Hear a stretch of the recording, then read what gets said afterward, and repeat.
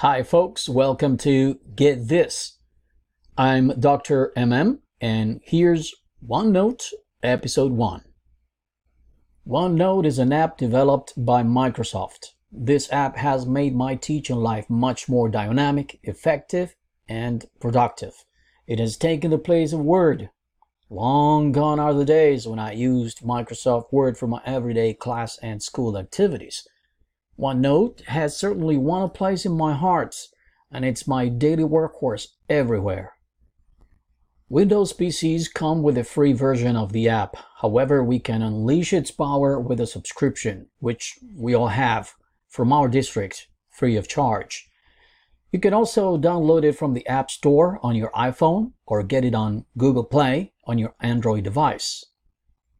In this episode, Episode 1, I will show you how to find OneNote on your PC, open it, sign into it, and pin it to the taskbar for quick access anytime.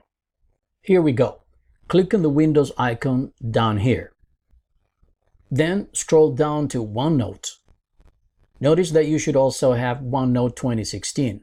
Forget about it because Microsoft intends to stop bug fixes and security updates by October 2025.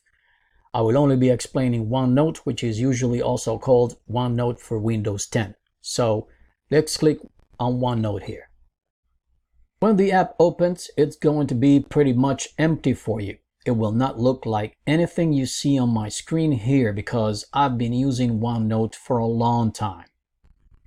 Since this is going to be your first time using the app, you will probably be asked to sign in, which you should do with your district credentials.